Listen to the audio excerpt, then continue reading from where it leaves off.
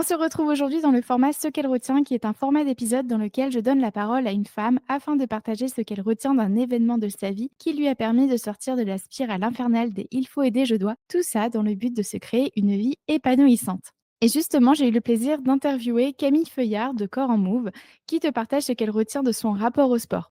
En effet, combien de femmes n'osent pas se lancer dans une activité physique tant elles sont complexées par leur corps, tant elles attendent d'avoir le corps parfait pour pouvoir démarrer une activité physique. En plus, notre société est grossophobe, sexiste, agiste et nous fait croire qu'un corps doit être beau. Et bien entendu, la notion de beauté est très spécifique et subjective. Bien souvent, les femmes se retrouvent à suivre malgré elles ces injonctions sociales qui leur bouffent la santé mentale.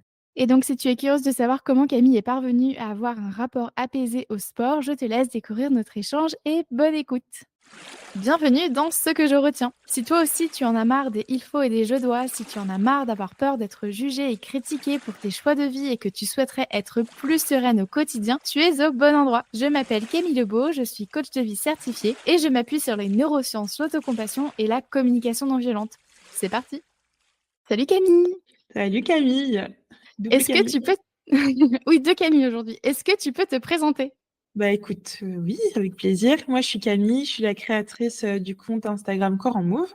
Dans la vraie vie, entre guillemets, je suis kiné dans un cabinet dans une petite ville de l'ouest de la France.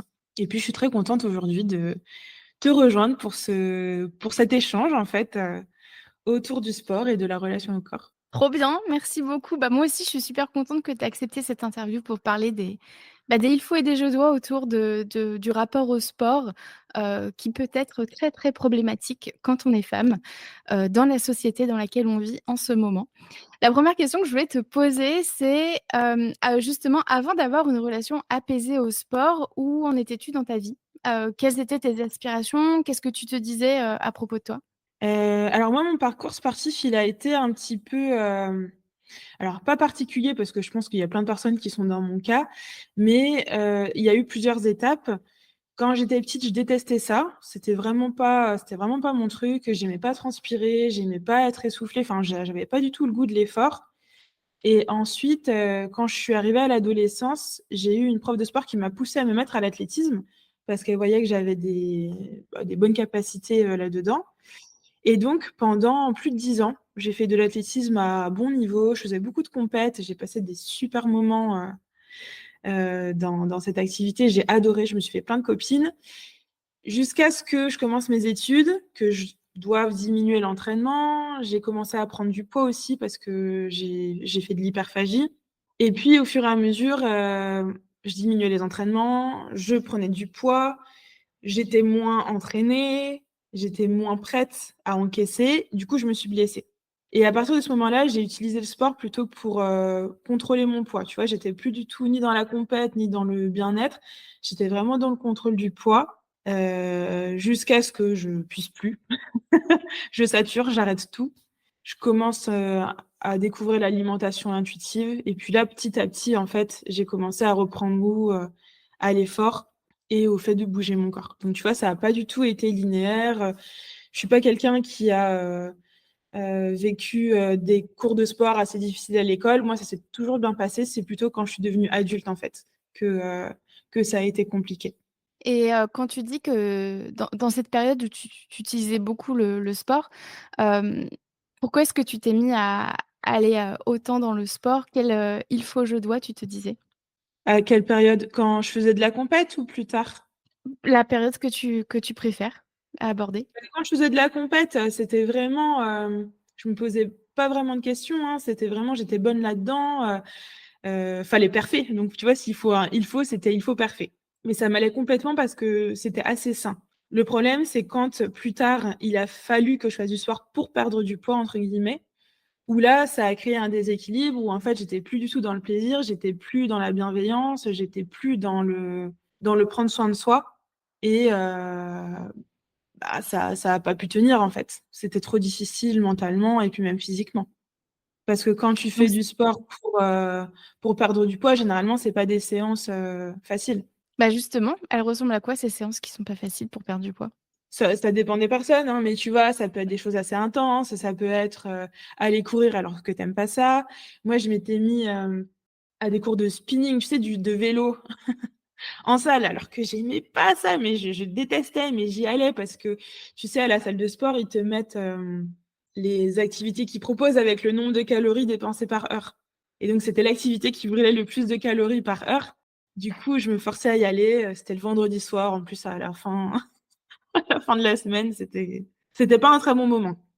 Ouais, donc en fait, c'était, je fais du sport parce que je dois perdre du poids, parce qu'il faut perdre du poids, même si c'est, des du sport qui me plaît pas, pour lequel je ne prends absolument aucun plaisir. C'est vraiment le sport contrainte et en même temps, peu importe, si je suis fatiguée parce que c'est vendredi soir ou quoi, il faut que je me bouge, il faut Faut que je y perde aller, du ouais. poids, c'est ça?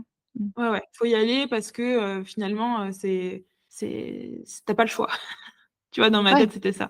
C'était: «Tu pas le choix, il faut le faire. Il y a pas de négociation à avoir, c'est il faut le faire». Mmh. Comment est-ce que tu es arrivée à développer une relation, plus apaisée au sport? Par quelles étapes tu es passée? Qu'est-ce qui a été difficile pour toi? Heu, alors à un moment, j'ai arrêté, en fait. J'ai arrêté parce que, bon, il y a eu plusieurs choses au niveau perso, j'ai beaucoup déménagé, heu, donc il y avait de la nouveauté, plus le fait que je veuille absolument continuer mon sport, bien cadré. Au bout d'un moment, ça a lâché, j'ai arrêté totalement.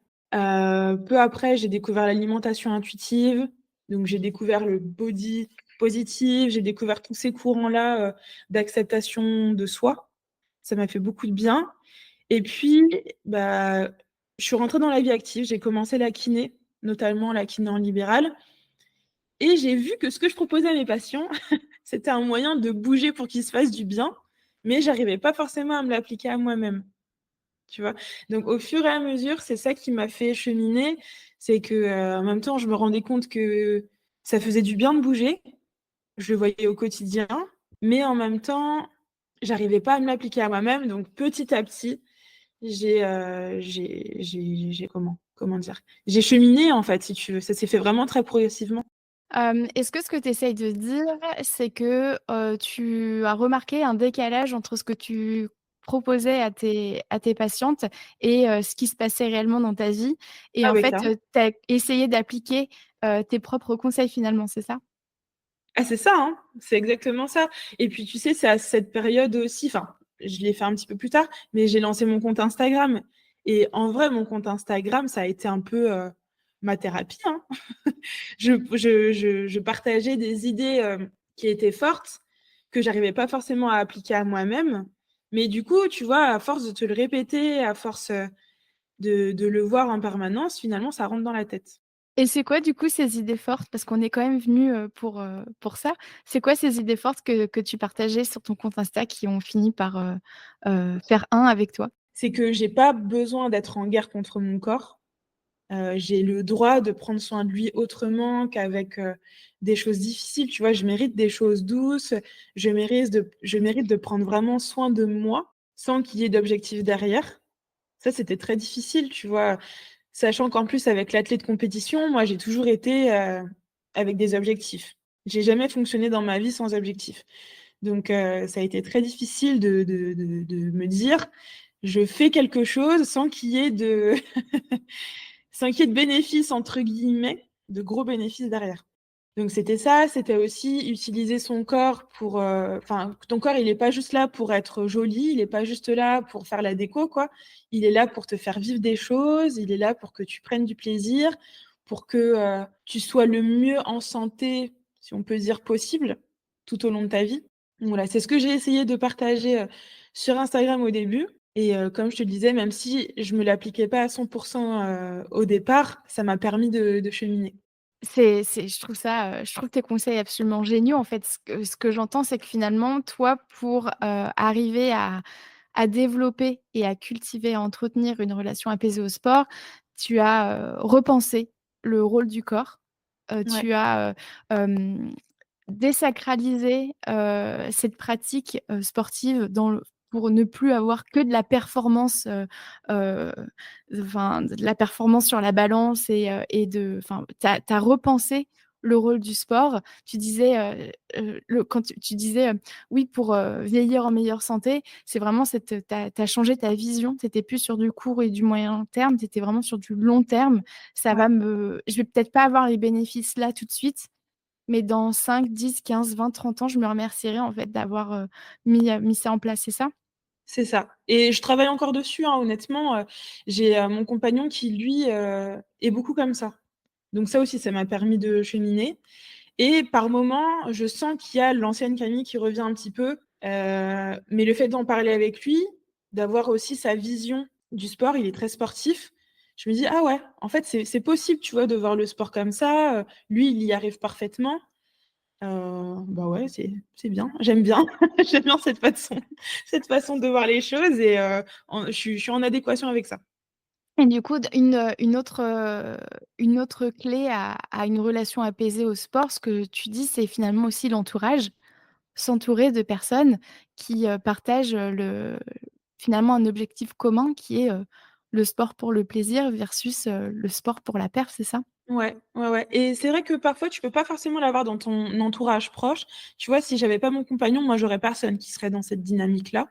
Mais du coup, c'est ce qui est bien sur les réseaux sociaux maintenant, c'est qu'on peut en fait, choisir un petit peu qui on suit, ce qu'on veut voir parce qu'on passe beaucoup de temps sur notre téléphone et mine de rien, ce qu'on voit au quotidien, ça nous permet d'avancer, ça nous permet d'avoir d'autres manières de découvrir d'autres manières de voir la vie en général et dans mon cas, de voir différentes manières d'appréhender la santé, le rapport au corps et tout. Ouais, ce que tu dis, c'est très juste, hein. Sur les réseaux sociaux, il y a absolument de tout. Autant, enfin, on n'est pas venu pour souffrir sur les réseaux, hein. Autant, Mmh.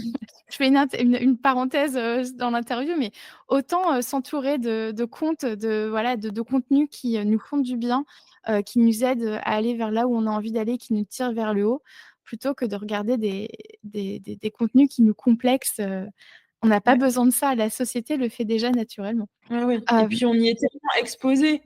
Enfin, je pense qu'on passe tous beaucoup de temps sur notre téléphone donc faut se rendre compte que ça joue quand même beaucoup sur notre perception de nous-mêmes, sur notre perception du monde donc c'est pas anodin. Comme tu dis, autant s'entourer de choses, qui nous font du bien. Donc en fait, si je comprends bien, si je résume, de manière très, très brève, ton parcours, ton parcours, quant au sport, finalement le sport, c'était pas quelque chose qui était important pour toi, puis tu es tombée dans, le sport de compète où là, bah, tu t'y plaisais bien, ça te plaisait bien et puis, à un moment donné, s'est posé la question de perdre du poids et là le sport est devenu contrainte.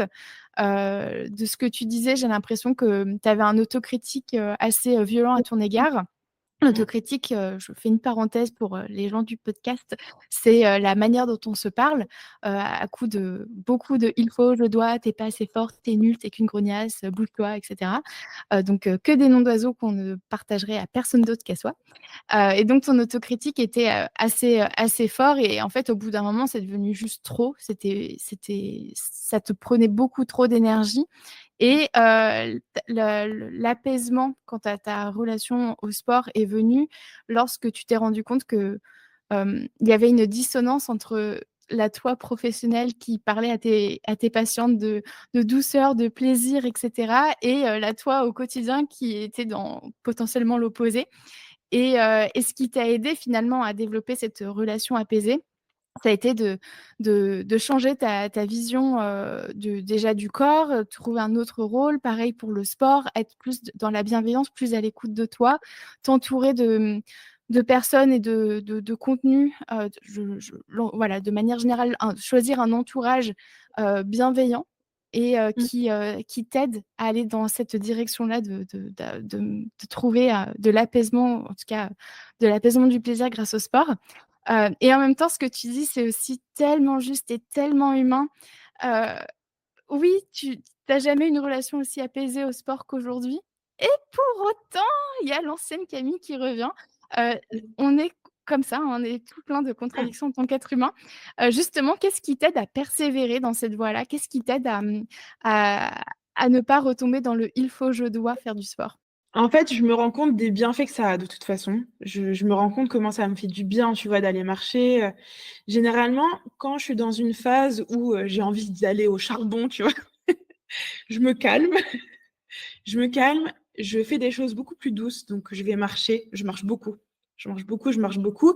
Ça m'apaise énormément et ça me permet de repartir sur des bases un petit peu plus, bienveillantes, tu vois? Donc en fait, j'arrête, je mets sur pause et je repars sur des choses douces et aussi, c'est le fait d'en discuter avec mon compagnon, pour le coup, qui m'aide. C'est, pardon, je t'ai coupé. C'est hyper, hyper contre-intuitif ce que tu dis parce que dans ces moments où tu as envie, tu dis de charbonner donc de: «Allez, il faut, je dois, faut y aller, faut y aller, faut y aller». Heu, Là, en fait, ce que tu fais, c'est tout l'opposé. Tu dis: «Attends, là, je sens que j'ai envie de partir à balle, je vais Ouais. m'arrêter, je vais aller marcher». Parce que je sais que marcher, ça, j'aime bien et c'est pas un il faut, je dois et je sais que ça marche toujours. Et ça, c'est quand même contre-intuitif, c'est pas évident à faire. Qu'est-ce que tu te dis pour arriver à franchir le pas, aller marcher au lieu de succomber au «il faut, je dois» de ton autocritique? Je me rappelle comment ça m'a fait souffrir, en fait. Je me rappelle comment ça m'a fait souffrir, comment j'ai eu mal. Enfin, tu vois, il y a pas longtemps, comme quoi, tu vois, ton chemin, il est vraiment sur le long terme, hein. Il y a pas longtemps, j'ai voulu, me remettre à un sport un petit peu plus punchy, donc tu vois, il y a aucun souci, tous les sports sont bons, mais le problème, c'est que pendant ma séance, j'ai l'ancienne Camille qui est revenue et qui s'est dit: «On va tout déchirer, on va tout éclater», tu vois?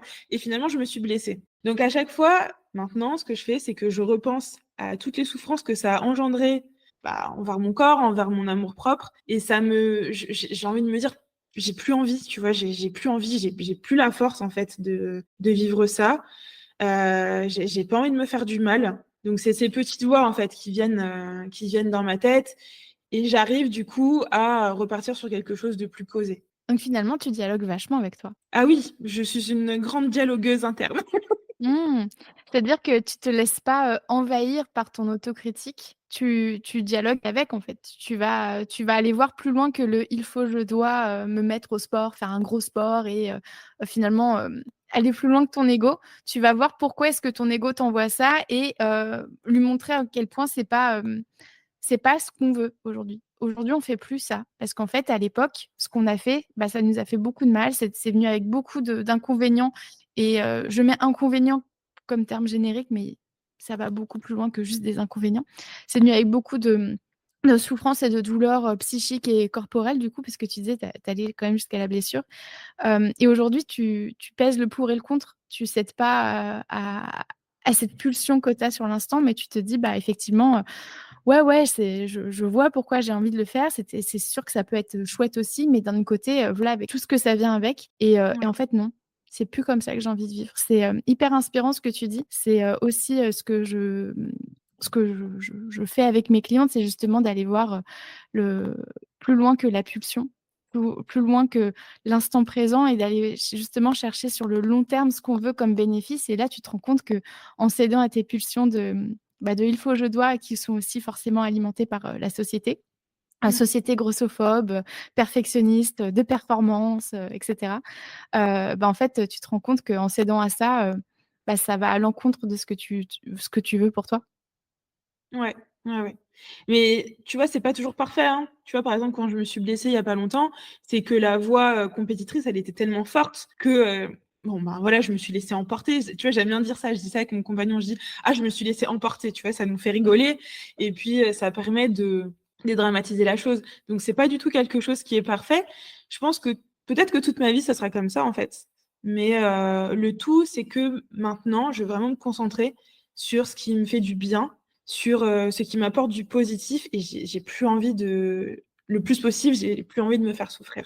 Là, dans ce que tu dis, il y a un truc que je trouve aussi, très inspirant, c'est que finalement, tu dis: «Oui, bah, voilà, je me suis, laissée emporter et après avec mon compagnon, on en rigole». Tu as réussi à développer une attitude, compatissante vis-à-vis de toi. C'est-à-dire Mmh. que comme une maman qui va dire, une maman, bienveillante, hein, j'entends, qui va dire, «Ah bah, oui, tu as fait tomber, je sais pas, tu as cassé un verre mon chéri, j'espère que tu vas bien et bah, c'est pas grave, c'est un verre, on va ramasser ensemble». Là, ce que j'ai l'impression que ce que tu as développé, vis-à-vis de toi, c'est ça aussi, c'est te dire: «Bah, ouais, là j'ai succombé à l'esprit de compète.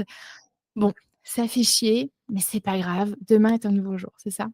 Ouais, c'est ça. Bah, je pense que ce côté compassion, bon, c'est assez inné chez moi parce que ma phrase préférée quand j'étais petite, c'était: «C'est pas grave», tu vois? J'ai beaucoup dit ça, je disais ça tout le temps: «C'est pas grave», mais ça s'est quand même développé de plus en plus avec, bah, avec la vie, quoi, avec, les différentes épreuves, les différentes étapes qu'on qu'on traverse. Et c'est inné, mais pas pour tout le monde, hein. C'est quelque chose qui Ouais. s'acquiert. Mais en même temps, c'est ce que tu décris aussi dans ton parcours, c'est que le «c'est pas grave» et ça a pas toujours été là à un moment donné dans ta vie, quand tu te forces à aller au sport, faire un sport que tu détestes, là, le spinning, un vendredi soir, la voix compatissante, elle était peut-être un peu plus,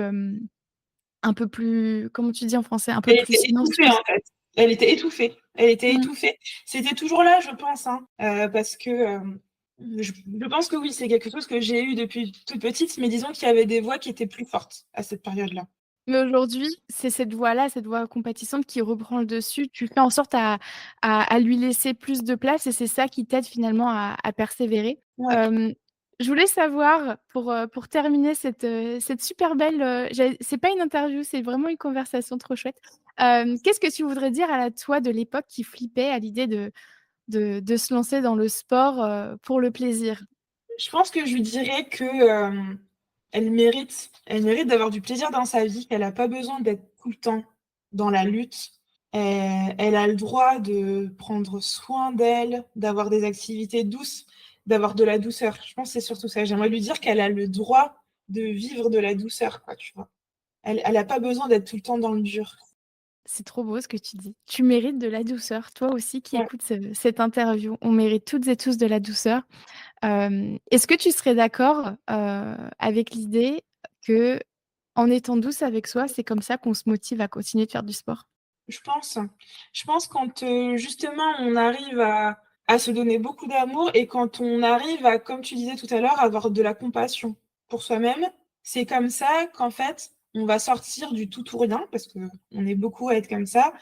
Moi, j'étais beaucoup comme ça aussi, à me dire, bah, si par exemple, je loupe une séance dans ma semaine, bon, bah, tu vois, je recommencerai lundi prochain, quoi, parce que, une programmation, ça se commence le lundi, donc du coup, je relâchais tout, pour la semaine. Alors que non, la vie, c'est pas ça, en fait. Faut accepter qu'il y aura des jours où ça sera pas parfait, ça sera pas comme on voudra. C'est pas pour autant que le lendemain, on peut pas le faire.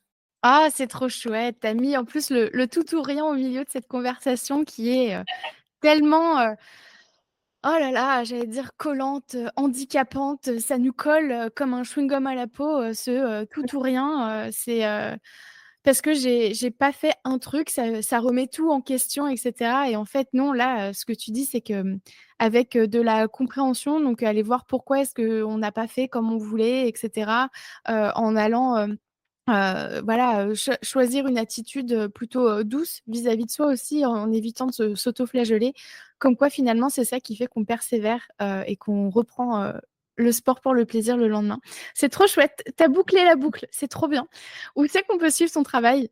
Mais sur mon compte Instagram, Corps en Mauve, là, normalement, vous aurez pas mal d'infos. J'ai un site internet aussi que je suis en train de mettre à jour, donc vaut mieux me suivre sur mon compte Insta, ce sera plus facile. Trop bien. Bah, moi, justement, je conclus sur ton compte Insta. J'adore ton compte Insta. Je t'ai connu grâce à ça. C'est tellement, ça fait du bien de voir un contenu, féministe, engagé et doux. C'est ce que je te disais, avant de préparer cette interview. Je trouve que tu viens casser les codes, de manière rafraîchissante. C'est un plaisir de voir que le sport, ça peut être simple, ça peut être plaisant, que le rapport au corps de manière générale, parce que tu parles de sport, mais pas que de sport sur ton compte. Heu, le corps, c'est pas, juste, une vitrine de musée. C'est bien plus que ça et ça peut être une vitrine de musée à certains moments, mais c'est pas, le goal H24 et je vous encourage toutes à aller écouter, pas du tout, à aller, suivre Camille sur son compte. Trop bien, bah, merci beaucoup. Bah, merci beaucoup pour cet échange, c'était très intéressant. Merci beaucoup. À bientôt. Pour aller plus loin, voici les épisodes complémentaires suivants. Le 3 sur le lien entre la curiosité et la bienveillance, le 4 sur l'humour pour s'accepter, le 10 sur comment tenir une habitude, le 26 sur la toxicité des bonnes résolutions, le 34 sur comment se lancer dans une activité physique malgré la peur d'être jugé, le 42 sur comment utiliser tes pensées à ton avantage, le 43 sur la comparaison à l'autre, le 77 sur le perfectionnisme et le 82 sur comment apaiser la relation à son poids. Et voilà pour aujourd'hui. Merci à toi d'avoir écouté cet épisode jusqu'au bout. Pour consulter mes sources ou bien lire cet épisode, sache que sa retranscription est disponible dans les notes du podcast. Et si tu souhaites en savoir plus sur mon travail ou bien si tu cherches à t'abonner à ma newsletter, direction mon site internet www.lacochecamille.com. Et tu peux aussi me rejoindre sur ma page Instagram @lacochecamille. Prends soin de toi.